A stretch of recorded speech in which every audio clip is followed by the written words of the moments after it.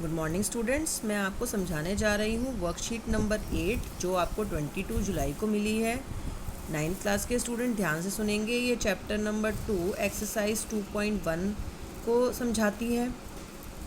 इसको करने के बाद आपको एक्सरसाइज 2.1 भी नोटबुक में करनी है। यहाँ पर हम देखें, सबसे पहले बताया गया है कि पॉलिनॉमियल क्या होती है। ये हम लास्ट वर्कशीट में देख चुके हैं। तो पॉलिनॉमियल में जितनी भी पॉलिनॉमियल में टर्म्स होती हैं, यानी कि 1 एक्स की पावर 3, 5 एक्स की पावर 2, -7x3, इन सब का कोई ना कोई कोफिशेंट होता है। कोफिशेंट मतलब इनके आगे जो नंबर मल्टीप्लाई होता है। एक्स की घात 3 के साथ 1 मल्टीप्लाई हुआ है, एक्स की पावर 3 के साथ 1 मल्टीप्लाई है, एक्स की पावर 2 के साथ 5 मल्टीप्लाई है, एक्स के साथ -7 मल्टीप्लाई है ना। तो हर एक टर्म में कोई ना कोई एक कोफिशेंट है और एक क्या है, पावर है, एक्सपोनेंट है। उसको क्या कहते हैं, डिग्री कहते हैं। तो हमें हाईएस्ट पावर जो इस पॉलिनॉमियल की हाईएस्ट पावर होगी, जैसे 3, 2, 1 और 0, सबसे हाईएस्ट पावर होगी, उसे हम क्या कहते हैं, डिग्री ऑफ द पॉलिनॉमियल कहते हैं। तो यहाँ पर हमें जो ध्यान देना है वो कोफिशेंट और डिग्री पर देना है। जैसे ये ट्राई दीज है, आप इसको पढ़ेंगे तो यहाँ से इजीली समझ में आ जाएगा कि जैसे ये वाले पॉलिनॉमियल है पी एक्स मतलब polynomial in x, x is the variable and P for polynomial. अगर यहाँ वाई होगा तो हम पी वाई लिखेंगे।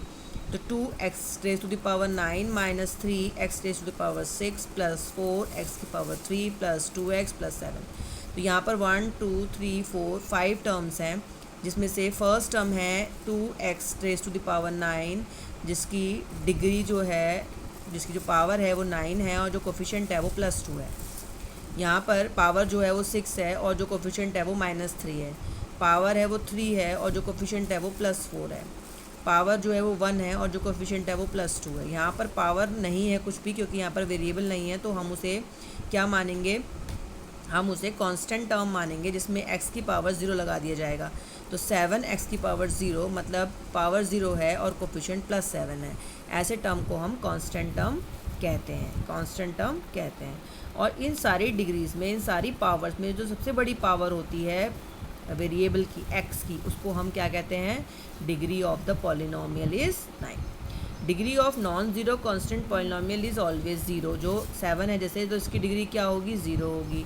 और degree of zero polynomial is not defined, क्योंकि 0 के साथ तो कुछ भी हम पावर ले सकते हैं। तो यहाँ पर हम देखेंगे वो राइट, ये हमें करना है, दिस इज़ योर होमवर्क। आपको ये सब नोट करना है, ये भी नोट करना है, ये भी नोट करना है। उसके बाद आपको ये 2 पार्ट करने हैं। इसमें आपको इस पूरे पॉलिनॉमियल की डिग्री बतानी है। तो इजी है, जो हाईएस्ट पावर होगी वो डिग्री में आ जाएगा। यहाँ पर भी जो हाईएस्ट पावर होगी वो डिग्री में आ जाएगा। और यहाँ पर क्योंकि कोई पावर नहीं है तो यहाँ हम x की पावर 0 लगा लेंगे, तो यहाँ पर भी डिग्री आ जाएगी। आपको खुद करना है। यहाँ पर right the coefficient of x square, सिर्फ एक्स स्क्वायर का कोफिशेंट लिखना है, यानी एक्स स्क्वायर के साथ क्या है यहाँ पर, -1, कुछ नहीं है ना, तो -1। तो एक्स स्क्वायर के साथ यहाँ पर एक्स स्क्वायर है ही नहीं, तो 0। यहाँ पर एक्स स्क्वायर है, उसके साथ जो नंबर मल्टीप्लाई में है वो आपको यहाँ लिखना है। ठीक है, हो जाएगा।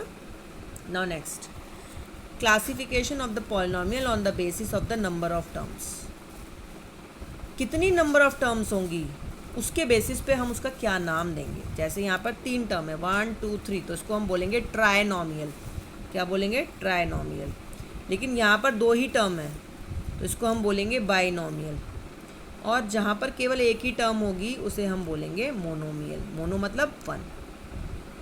जैसे 5x 3 -9y², ये अलग अलग पॉलिनॉमियल्स है। पहली x में है, ये कांस्टेंट पॉलिनॉमियल है, और ये हमारी क्या है, ये y में पॉलिनॉमियल है। तो ये सब 1 टर्म है इसमें, तो मोनोमियल।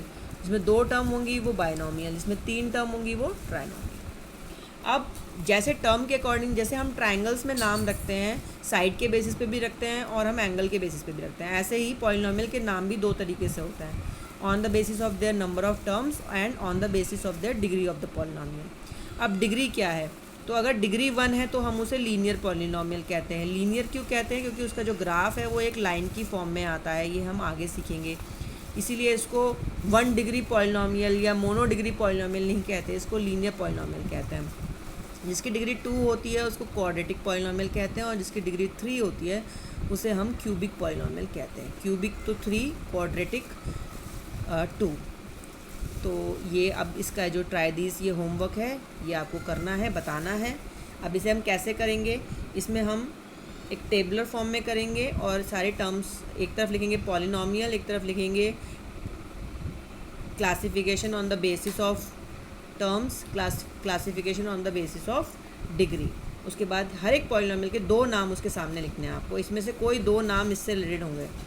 जैसे मैं फॉर एग्जांपल बता देती हूँ, जैसे ये वाला है तो उसको हमें कैसे लिखना है, पहले हम टर्म लिख लेंगे, फिर हम उसके आगे 2 आंसर लिखेंगे। पहला आंसर क्या होगा, अगर हम इसके टर्म्स देखें तो इसके 2 टर्म्स हैं तो ये बाइनोमियल होगा। और अगर हम देखें कि इसकी डिग्री क्या है तो इसकी डिग्री 3 है, तो ये क्या होगा, क्यूबिक पॉलिनॉमियल होगा। तो इसके आगे हम लिख देंगे क्यूबिक पॉलिनॉमियल। ठीक है, तो हर एक नंबर के हर एक पार्ट के सामने आप उसका जो आंसर है वो लिखते जाएंगे। क्लियर है।